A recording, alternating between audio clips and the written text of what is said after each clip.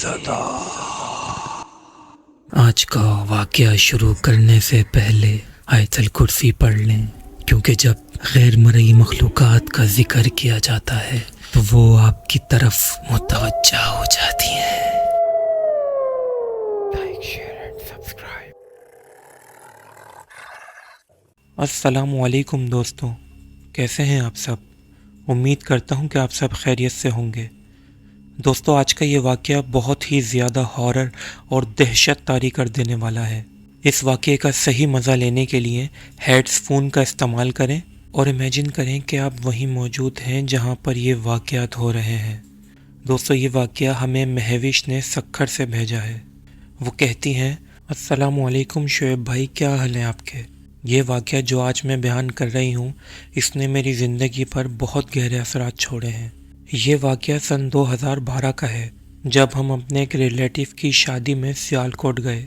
ان کے اپنے گھر میں کافی مہمان ٹھہرے ہوئے تھے، لہٰذا انہوں نے ہمارے لیے اپنے گھر کے سامنے والا گھر لے لیا۔ یہ گھر کافی عرصے سے خالی پڑا تھا۔ ہم تقریباً رات کو 10 بجے سیالکوٹ پہنچے۔ ہم نے اپنا سامان اسی گھر میں رکھ دیا۔ نیند بہت زیادہ آ رہی تھی۔ سب سے ملنے کے بعد ہم اس گھر میں آ گئے۔ اس گھر میں سونے کے لیے صرف چرپائیاں اور بستر ہی رکھے ہوئے تھے، باقی یہ پورا گھر خالی تھا۔ اس گھر میں 3 کمرے تھے، ایک کمرے میں تالا تھا۔ ہمیں بتایا گیا کہ اس میں مالک مکان کا سامان رکھا ہوا ہے۔ ہم 3 بہنیں اور 2 بھائی اور امی ابو، ہم 7 لوگ ایک کمرے میں اور ہمارے تایا کی فیملی دوسرے کمرے میں تھی۔ ہم سب سفر کی وجہ سے بہت زیادہ تھکے ہوئے تھے تو جلدی ہی سو گئے۔ سردیوں کے دن تھے، سردی بہت زیادہ تھی۔ میں بلینکٹ اوڑھ کر سو رہی تھی۔ رات کے تقریباً 2:30 یا 3 بجے میری آنکھ کھل گئی۔ جو کمرہ بند تھا، اس کمرے کے اندر سے کوئی گیٹ کھٹکھٹا رہا تھا۔ میں کافی ڈر گئی کیونکہ باہر تو تالا لگا ہوا تھا۔ پھر اندر سے ایسی آوازیں آنے لگیں جیسے کوئی عورت رو رہی ہو۔ میرا تو ڈر کے مارے برا حال ہو گیا تھا، میری روح کانپ گئی تھی۔ میں نے اپنی بہن کو اٹھایا اور کہا کہ دیکھو اس کمرے میں سے یہ کیسی آوازیں آ رہی ہیں۔ جیسے ہی میں نے اپنی بہن کو اٹھایا تو وہ ساری آوازیں بند ہو گئیں۔ میری بہن نے کہا، کہاں؟ کون سی آواز آ رہی ہے؟ میں نے کہا ابھی اس کمرے میں سے آ رہی تھی۔ میری بہن نے کہا تمہارا وہم ہوگا، بہت تھک گئی ہو، سو جاؤ۔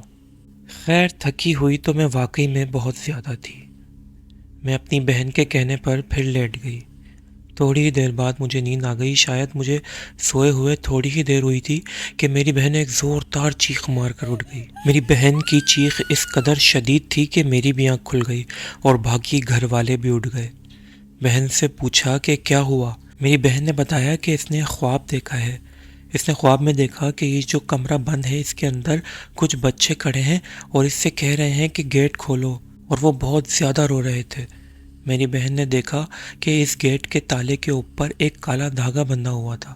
میری بہن نے تالا کھولنے کے لیے جیسے ہی وہ کالا دھاگا ہٹایا تو ان بچوں کی شکلیں ایک دم سے بہت زیادہ خوفناک ہو گئیں اور وہ زور زور سے ہنسنا شروع ہو گئے، اور انہوں نے ایک دم سے اپنے پنجے سے میری بہن پہ حملہ کر دیا اور میری بہن کی ڈر کے مارے آنکھ کھل گئی۔ میری امی نے آیت الکرسی پڑھ کر میری بہن کے اوپر دم کیا اور سب نے بہن کو سمجھایا کہ یہ خواب ہے، سو جاؤ، کوئی بات نہیں۔ اتنے میں فجر کی اذان ہو گئی اور پھر ہم سب لوگ سو گئے۔ ہمیں کیا پتا تھا کہ ہماری بہن کا یہ خواب صرف ایک خواب نہیں ہے۔ اگلا دن شادی والے گھر میں ہنسی مذاق میں گزر گیا اور ہم رات والا سارا معاملہ بھول گئے۔ دوسری رات میرے امی ابو، میرا بھائی اور بہن جلدی ہی سو گئے۔ میں اور میری بہن ہم شادی والے گھر میں ہلہ گلا کرتے رہے۔ ہم تقریباً رات کو 2:30 بجے سونے کے لیے اپنے گھر آئے۔ کمرے کی لائٹ بند تھی، 0 وولٹ کا بلب جل رہا تھا۔ میں نے دیکھا کہ جو کمرہ بند تھا، اس کے گیٹ کے باہر ایک عورت کالا لباس پہنے کھڑی تھی۔ اس نے سر جھکایا ہوا تھا، اس کا چہرہ اس کے سر کے بالوں میں چھپا ہوا تھا اور اس نے اپنے دونوں ہاتھ عجیب طریقے سے موڑ کر دونوں طرف ہوا میں اٹھائے ہوئے تھے۔ وہ بہت زیادہ ہیبت ناک لگ رہی تھی۔ میں نے کہا یہ کون ہے؟ یہ بول کر جب میں نے اپنی بہن کی طرف دیکھا تو اس کے ہاتھ پاؤں عجیب طریقے سے مڑ گئے تھے اور اس کی آنکھیں اوپر چڑھ گئی تھیں۔ وہ عجیب سی بہت زیادہ خوفناک آوازیں نکالنے لگی۔ میں نے زور زور سے چیخ کر امی ابو کو آواز دی کہ دیکھیں اس کو کیا ہو گیا ہے۔ امی اور ابو سارے گھر والے اٹھ کر گھبرائے ہوئے آئے اور بہن کی حالت دیکھ کر پریشان ہو گئے۔ ہم سب جلدی سے اس کو لے کر ہاسپٹل بھاگے، لیکن گھر سے نکلتے ہی وہ ایک دم سے صحیح ہو گئی۔ سب نے اس سے پوچھا کہ کیا ہوا تھا، لیکن اس کو کچھ یاد ہی نہیں تھا۔ میں نے بتایا کہ ہم نے اس کمرے کے باہر ایک خوفناک عورت دیکھی تھی۔ امی نے کہا کہ تم اتنی رات کو گھر آئے ہو، کمرے میں اتنا اندھیرا ہو رہا تھا، تم لوگ ویسے ہی ڈر گئے ہوگے۔ امی نے بہن کے اوپر آیت الکرسی پڑھ کر دم کیا اور کہا کہ چلو آ کے سو جاؤ، بہت رات ہو گئی ہے۔ میری بہن کچھ عجیب سا بیہیو کر رہی تھی، وہ زیادہ بات نہیں کر رہی تھی۔ ہم سب اسی کمرے میں آ کر سو گئے جہاں میں نے وہ عورت دیکھی تھی۔ تھوڑی دیر بعد ہی بے چینی سے میری آنکھ کھل گئی۔ میں نے دیکھا کہ اسی بند کمرے کے باہر کوئی کھڑا ہے۔ میں بہت ڈر گئی۔ پھر جب میں نے غور سے دیکھا تو وہ میری بہن تھی جو کمرے کی طرف منہ کر کے کھڑی تھی۔ میں نے اس کو آواز دی لیکن وہ کوئی رسپانس ہی نہیں دے رہی تھی۔ ایک دم سے وہ تقریباً 1.5 فٹ ہوا میں اوپر اڑ گئی۔ یہ دیکھ کر میرا تو دم ہی نکل گیا۔ مجھے سمجھ ہی نہیں آ رہی تھی کہ یہ ہو کیا رہا ہے، میں کیا کروں۔ میرا جسم تو جیسے پیرالائز ہو گیا تھا۔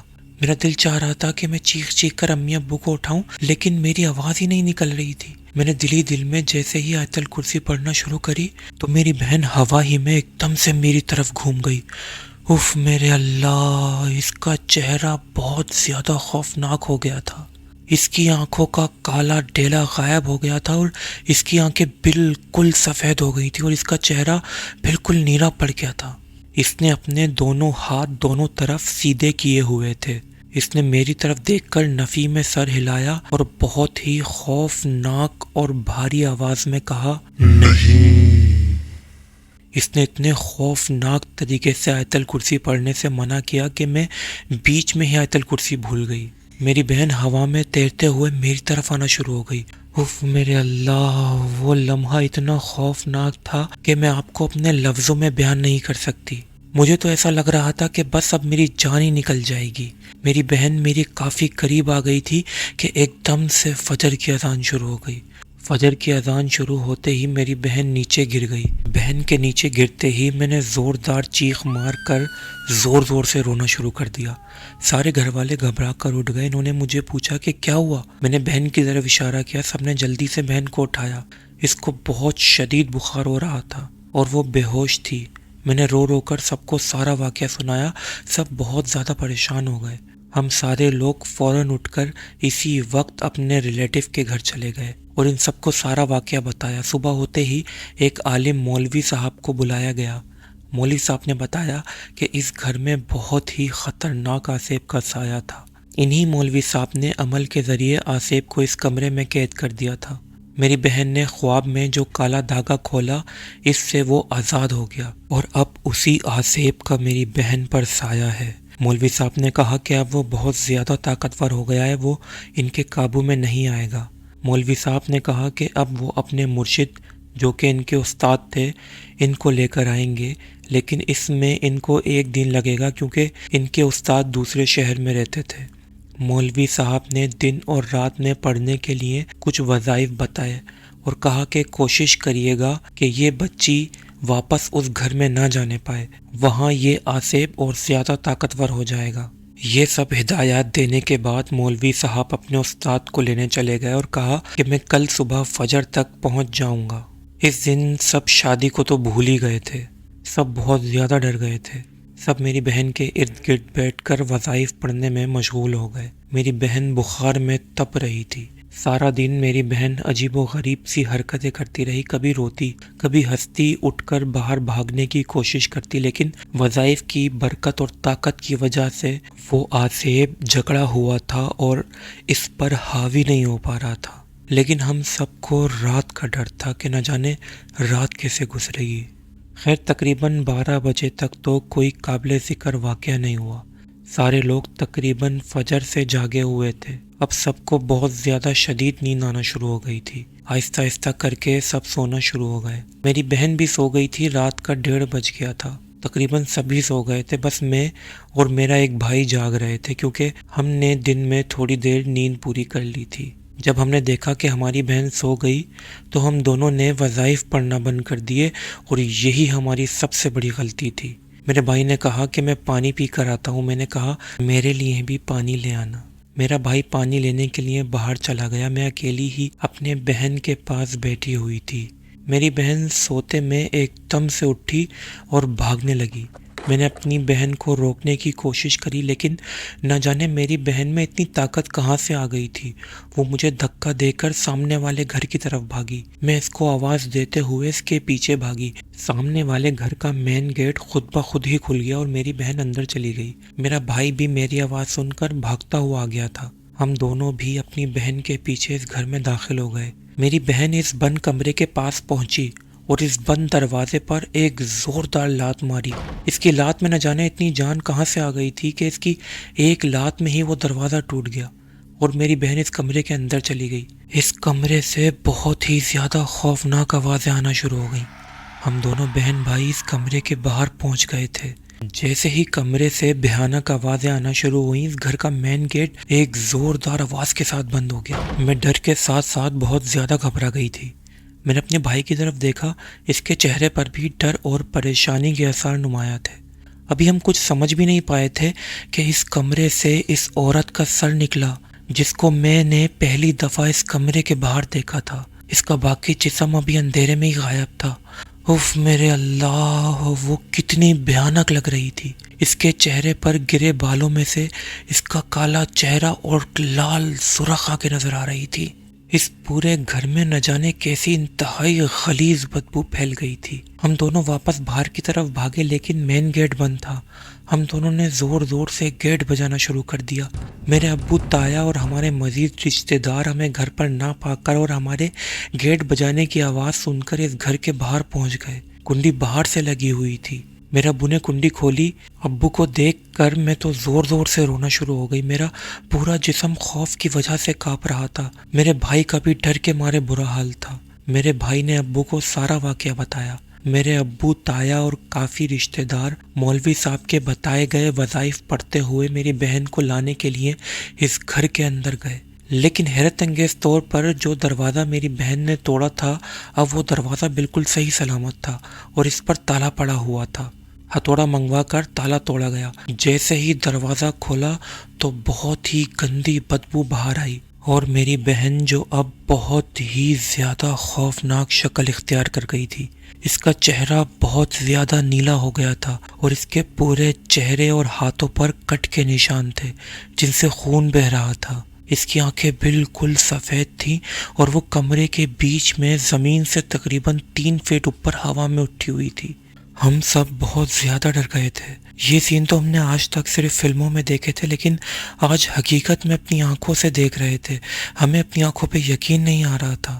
میری بہن نے انتہائی ہیبت ناک آواز میں کہا، یہاں سے دفع ہو جاؤ ورنہ میں تم سب کو مار دوں گی۔ ہم سب مسلسل وظائف کا ورد کر رہے تھے۔ شاید اسی وجہ سے میری بہن اس کمرے سے باہر نہیں آ رہی تھی اور نہ ہی وہ خوفناک عورت نظر آ رہی تھی۔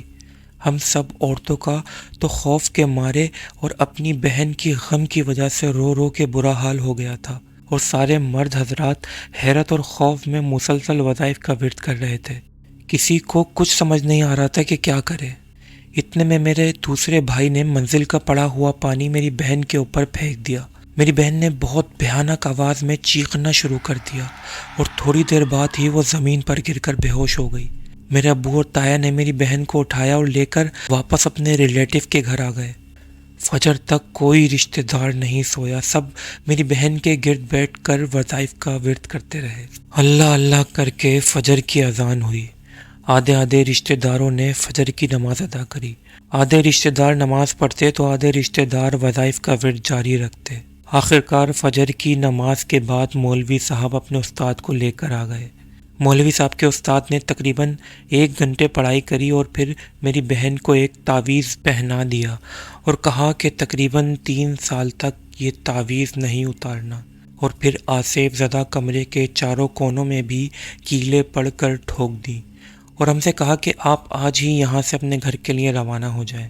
ہم شادی بیچ میں ہی چھوڑ کر اپنے گھر آ گئے۔ اللہ کا شکر ہے کہ آج میری بہن صحیح سلامت ہے اور ہم سب کی شادی ہو گئی ہے۔ آج میں سوچتی ہوں کہ اگر ہم سارے رشتہ دار ایک ساتھ موجود نہ ہوتے تو ان معاملات کو ہینڈل کرنا ہمارے لیے بہت ہی زیادہ مشکل ہو جاتا۔ میری اللہ تعالیٰ سے دعا ہے کہ اللہ تعالیٰ ہم سب کی اور آپ سب کی حفاظت فرمائے۔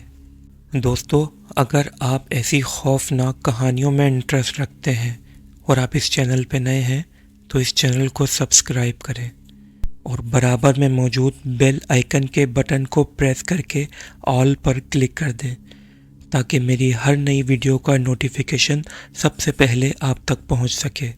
اور اگر آپ کو یہ کہانی پسند آئی ہو تو اپنے دوستوں کے ساتھ بھی شیئر کریں اور کمنٹ سیکشن میں اپنی رائے کا اظہار ضرور کیجیے گا۔ اور دوستو، اگر آپ کے ساتھ بھی ایسا ہی کوئی خوفناک واقعہ پیش آیا ہے تو نیچے دیے گئے ای میل ایڈریس پر ضرور ہمارے ساتھ شیئر کریں، لیکن ہاں، اس بات کا دھیان رہے کہ یہ واقعہ کسی اور چینل پر شیئر نہ کیا گیا ہو۔ ہم آپ کا واقعہ اپنے چینل پر ضرور شائع کریں گے۔ آپ سب کا بہت شکریہ۔